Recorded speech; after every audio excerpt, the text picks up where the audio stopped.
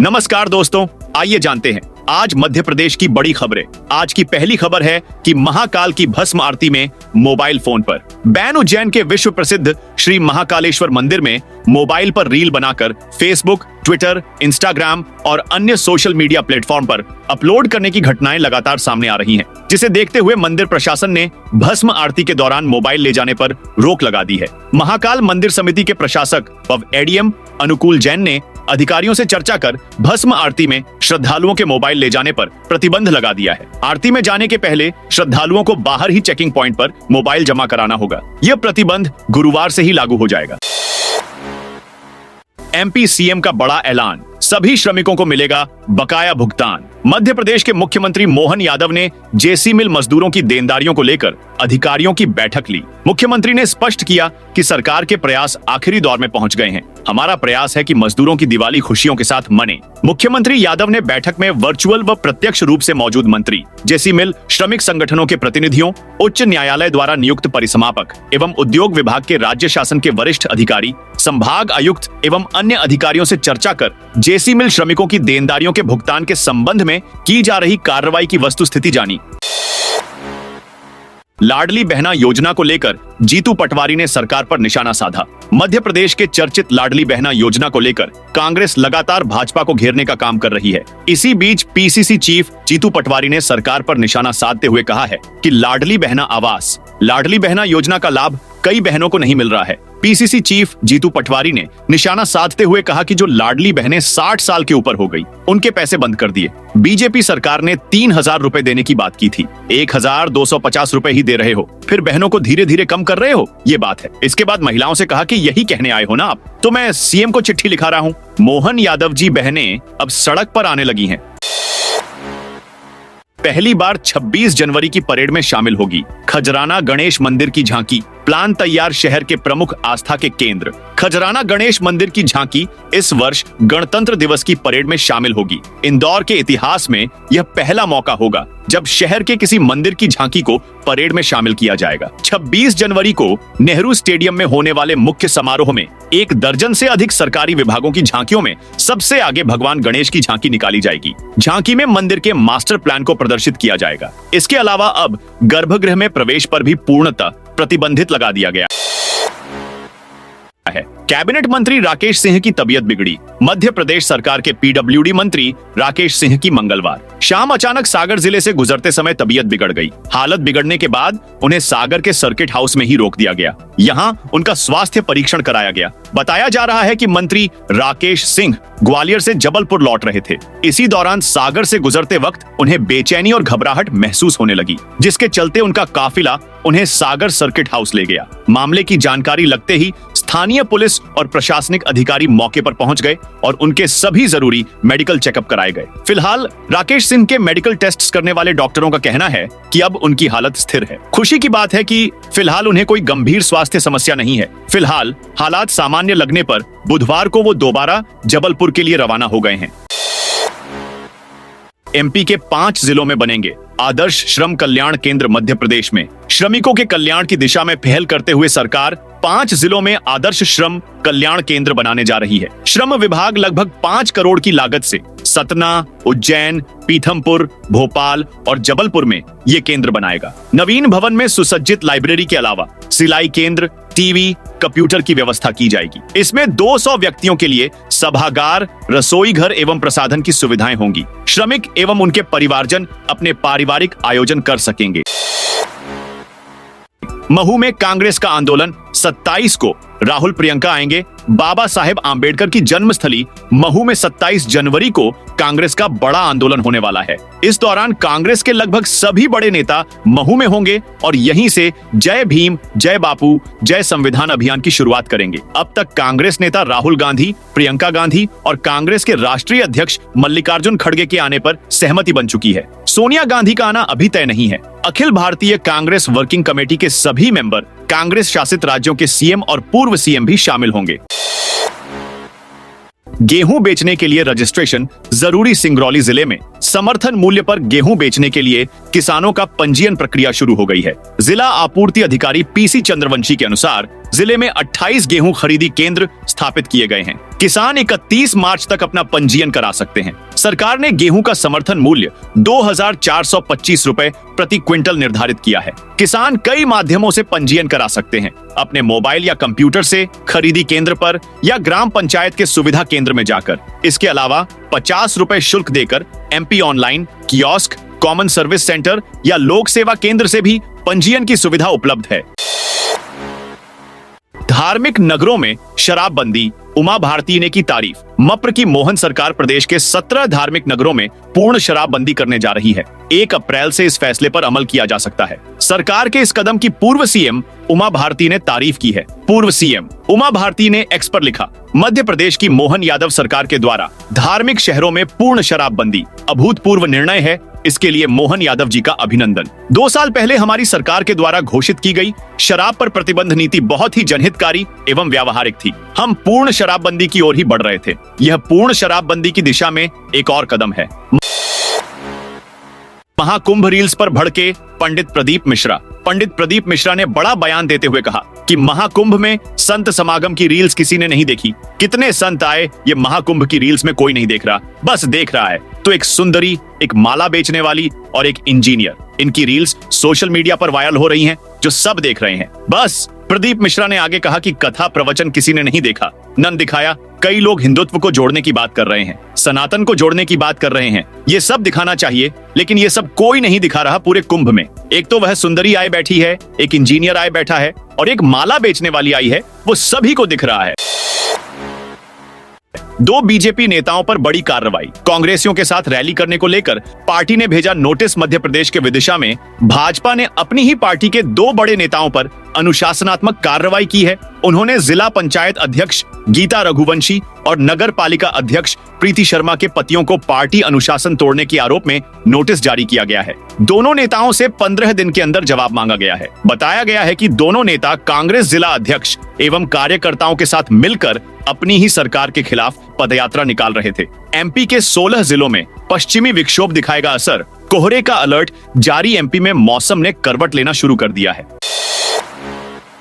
पश्चिमी विक्षोभ का असर कम होते ही आसमान साफ हो गया, जिससे सुबह सुबह घना कोहरा छाया रहा। सुबह 600 मीटर दृश्यता दर्ज हुई। भारत मौसम विज्ञान विभाग भोपाल के अनुसार 22-23 जनवरी से पश्चिमी विक्षोभ का असर महसूस होगा। इससे बादल छाए रहने व तापमान में बढ़ोतरी की संभावना भी रहेगी। इसके साथ ही ठंड का असर भी रहेगा। मौसम विज्ञान विभाग के अनुसार 2 पश्चिमी विक्षोभ के प्रभाव से फिर से मौसम में बदलाव महसूस होने लगा है। विभाग ने ग्वालियर, दतिया, भिंड, मुरैना, छतरपुर, टीकमगढ़ और निवाड़ी जिलों में कोहरा छाए रहने की चेतावनी जारी की है। यह कोहरा हल्के से लेकर मध्यम स्तर का हो सकता है। कमल के उल्टे फूल पर सियासत। मध्य प्रदेश कांग्रेस की ओर से जारी एक वीडियो को लेकर राज्य की सियासत गर्मा गई है। दरअसल एमपी कांग्रेस ने अपने आधिकारिक सोशल मीडिया हैंडल एक्स पर एक वीडियो पोस्ट किया है, जिसमें कमल का फूल उल्टा दिखाया गया है। वीडियो शेयर होने के बाद से ही सत्तारूढ़ दल की ओर से कांग्रेस पर जमकर हमले शुरू हो गए हैं। भाजपा द्वारा इसे भारतीय संस्कृति का अपमान बताया जा रहा है। बीजेपी मीडिया प्रभारी आशीष अग्रवाल ने एक्स पर पोस्ट करते हुए लिखा, कांग्रेस के डीएनए में है भारतीय संस्कृति और राष्ट्रीय प्रतीकों का अपमान। कांग्रेस ने कमल के फूल को उल्टा दर्शाकर न केवल भाजपा के चुनाव चिन्ह का अपमान किया है, अपितु अपनी कुत्सित मानसिकता का परिचय भी दे रही है। गोचर भूमि अतिक्रमण मुक्त कराने हाईवे पर चक्का जाम। गोचर भूमि को अतिक्रमण मुक्त कराने की मांग को लेकर लंबे समय से शिकायत कर रहे संगठन मंगलवार को सागरबीना नेशनल हाईवे पर सड़क पर बैठ गए। गोरक्षा से जुड़े संगठन के पदाधिकारी जरुआ खेड़ा स्थित ठाकुर बाबा मंदिर पर एकत्रित हुए और चक्का जाम कर दिया। चक्का जाम की सूचना लगते ही पुलिस व प्रशासनिक अधिकारी मौके पर पहुंचे, लेकिन प्रदर्शन कर रहे लोग किसी की सुनने तैयार नहीं थे। वह एक ही बात पर अड़े थे कि जमीन को अतिक्रमण मुक्त कराने कलेक्टर से लिखित आश्वासन दिलाया जाए। एमपी के इस कॉलेज में बुलेट लेकर आए तो खींचेगी फोटो, होगा एक्शन। एमपी के अशोकनगर के शासकीय नेहरू स्नातकोत्तर महाविद्यालय परिसर में अनुशासन के मद्देनजर फिर से सख्ती शुरू हो गई है। पटाखे जैसी आवाज करती बाइक लेकर छात्र कॉलेज में आए तो उन्हें वापस बाहर का रास्ता दिखा दिया गया। प्राचार्य ने कॉलेज स्टाफ से कहा कि यदि कोई छात्र इस दौरान विवाद करे तो उसका फोटो खींचो या वीडियो बना लो, ताकि उस पर अनुशासन तोड़ने पर कार्रवाई की जा सके। कॉलेज परिसर में पिछले वर्ष बाहरी लोगों के प्रवेश पर रोक लगाई गई थी, लेकिन फिर अनदेखी शुरू हो गई थी। एबीवीपी ने इस पर नाराजगी जताई। इस पर कॉलेज परिसर से पटाखे जैसी आवाज करती 2 बुलेट बाइक को बाहर करवा दिया गया। इस दौरान बुलेट चालकों ने नाराजगी जताई।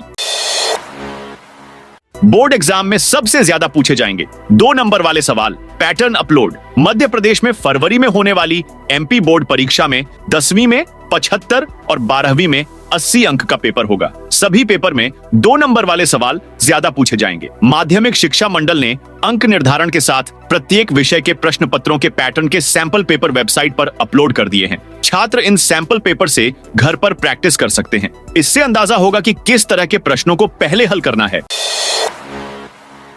एमपी में शराबबंदी। मुख्यमंत्री मोहन यादव मंगलवार को उज्जैन में धार्मिक नगरियों में शराबबंदी की बात फिर दोहराई। उन्होंने कहा, श्रद्धालुओं की आस्था को ठेस न पहुंचे, इसलिए उज्जैन समेत अन्य धार्मिक नगरों में जल्द पूर्ण शराबबंदी लिकर बैन इन एमपी करेंगे। हमारा ध्यान धार्मिक, प्राकृतिक व सांस्कृतिक पर्यटन को बढ़ावा देने पर है। इससे रोजगार के अवसर मिलेंगे। वे सिंधी कॉलोनी में अमर शहीद हेमू कालानी की प्रतिमा पर माल्यार्पण के बाद संबोधित कर रहे थे। नई लोक परिवहन नीति। 500 रूट चिह्नित, गांवों तक जोड़ेगी बस। मोहन सरकार पहले चरण में 500 रूटों पर सरकारी लोक परिवहन सेवा की बसें उतारेगी। कनेक्टिंग बस सेवा का विकल्प भी होगा, ताकि भोपाल से जिला मुख्यालय तक एक बस में और वहां से दूसरी बस में यात्री अपने अंतिम गंतव्य तक पहुंच सके। पहली बार किसी सरकार ने बड़ी पंचायतों को लोक परिवहन सेवा के जरिए ब्लैक, तहसील और जिला मुख्यालय से जोड़ने की कोशिशें की हैं। स्कूल, कॉलेज, कामकाजी महिलाएं, सैनिकों के परिवारों के सदस्य समेत अन्य को किराए में मामूली छूट देने पर भी विचार किया जा रहा है। सरकारी लोक परिवहन सेवा शुरू करने की जून 2024 से जारी कवायद नई परिवहन नीति में बदल गई है। 24 को महेश्वर में मोहन कैबिनेट। एमपी को मिल सकती हैं कई सौगात। देवी अहिल्याबाई होलकर की नगरी महेश्वर में 24 जनवरी को कैबिनेट बैठक में मोहन सरकार 2 नीति और 1 मिशन समेत एमपी को कई बड़ी सौगातें दे सकती है। सीएस के साथ अफसरों ने प्रमुख प्रस्तावों पर मंगलवार को मंत्रालय में मंथन भी किया है। अलग अलग दौर के मंथन अभी बाकी है। बैठक देवी अहिल्याबाई को समर्पित रहेगी। उन्होंने उद्योग धंधे, किसान कल्याण, महिला सशक्तिकरण, धार्मिक घाटों के पुनरुद्धार, कुटीर एवं ग्रामोद्योगों का नींव रखने जैसे कई उदाहरण पेश किए थे। सूत्रों के मुताबिक सरकार लोक परिवहन नीति ला सकती है। धार्मिक नगरों से आगे बढ़कर कई क्षेत्रों में चरणवार शराबबंदी पर सकारात्मक विचार कर सकती है। महिला सशक्तिकरण मिशन को भी हरी झंडी मिलने की संभावना है। बाबा महाकाल की नगरी में कर्मचारियों ने बनाया बड़े आंदोलन का प्लान। मध्य प्रदेश के कर्मचारी संघ इन दिनों सरकार के खिलाफ आंदोलन की रणनीति बना रहे हैं। इसी बीच लघु वेतन कर्मचारी संघ का संभागीय सम्मेलन उज्जैन में आयोजित किया गया था, जिसमें आगरमालवा, देवास, मंदसौर, नीमच, रतलाम, शाजापुर और उज्जैन जिले के प्रतिनिधि शामिल हुए, जिसमें 4 चरणों में आंदोलन की रणनीति पर चर्चा की गई। दरअसल कर्मचारियों को उच्च पद का प्रभार नहीं दिया जा रहा है, इसलिए सभी संभाग अध्यक्षों ने इस मुद्दे को प्रमुखता से उठाया और उच्च पद प्रभार के लिए आदेश जारी कराने की मांग की। रतलाम में आईपीएल की तर्ज पर होगा आरसीसीएल। रतलाम में इंडियन प्रीमियर लीग आईपीएल की तर्ज पर Ratlam cricket league RCCL Kushabhau Thakre trophy का आयोजन किया जा रहा है। इस क्रिकेट लीग में रतलाम जिले के क्रिकेटर को अपनी प्रतिभा दिखाने का शानदार मंच मिलेगा। आईपीएल की तरह इस लीग में खेलने वाले खिलाड़ियों की नीलामी हुई। टीमों के मालिकों ने 230 खिलाड़ियों की बोली लगाकर खिलाड़ी खरीदे। बड़ी संख्या में टीम मालिकों ने भाग लिया। खिलाड़ियों की नीलामी में टीम मालिकों ने खेल, कौशल, प्रदर्शन और फिटनेस को प्राथमिकता दी। हर टीम में संतुलित बल्लेबाज, गेंदबाज और ऑलराउंडर शामिल किए गए। हाई कोर्ट में हाई स्कूल शिक्षक भर्ती पर सुनवाई। मध्य प्रदेश हाई कोर्ट ने राज्य में हाई स्कूल शिक्षक भर्ती के बचे हुए पदों पर पहले ही रोक लगा दी थी। बुधवार को इस मामले पर एक बार फिर से सुनवाई हुई, जिसमें 10 से अधिक याचिकाओं पर हाई कोर्ट की चीफ जस्टिस की डिवीजन बेंच ने सुनवाई की। असल में हाई स्कूल शिक्षक भर्ती में उम्मीदवारों के सेकंड डिवीजन क्राइटेरिया को लेकर बड़ा विरोध था। शिक्षा विभाग ने 448 ऐसे उम्मीदवारों को सेकंड डिवीजन मानकर भर्ती किया है, जिनके ग्रेजुएशन में अंक 45 से 50% के बीच थे। वहीं कुछ ऐसे उम्मीदवार हैं जिनके ग्रेजुएशन में भी अंक 45 से 50% थे, लेकिन उन्हें थर्ड डिवीजन मानकर भर्ती नहीं किया गया। इन उम्मीदवारों ने हाई कोर्ट में याचिका दायर की थी। बोर्ड से पहले होंगी लोकल परीक्षाएं। शाजापुर में इस साल स्कूली परीक्षाओं में बदलाव किया गया है। पहली बार बोर्ड परीक्षाओं से पहले लोकल परीक्षाएं आयोजित की जाएंगी। माध्यमिक शिक्षा मंडल की जारी समय सारणी के अनुसार कक्षा 11वीं की परीक्षाएं 3 फरवरी से प्रारंभ होंगी, जिसका पहला पेपर हिंदी का होगा। इसी क्रम में 5 फरवरी से कक्षा 9वीं की परीक्षाएं भी शुरू होंगी। 767 करोड़ की लागत से बनी टनल में दौड़ेगी मेट्रो। मध्य प्रदेश की राजधानी भोपाल में मेट्रो का काम तेजी से चल रहा है, जहां अब अंडरग्राउंड ट्विन टनल बनाने की तैयारी है। इसमें 767 करोड़ रुपए खर्च आएगा। सुरंग के लिए कहां-कहां पर खुदाई कार्य होना है, उसका ब्लूप्रिंट तैयार कर लिया गया है। चुने गए स्थानों में देखा जा रहा है कि पाइपलाइन, बिजली लाइन या कोई केबल तो नीचे से नहीं गुजरी है। ट्विन टनल के निर्माण की जिम्मेदारी कल्पतरु प्रोजेक्ट्स इंटरनेशनल लिमिटेड और ग्लूमैक को संयुक्त रूप से सौंपी गई है। तो दोस्तों, यह थी आज मध्य प्रदेश की बड़ी खबरें। आप इस वीडियो को अभी कौन से जिले से देख रहे हैं, उस जिले का नाम जरूर बताइए।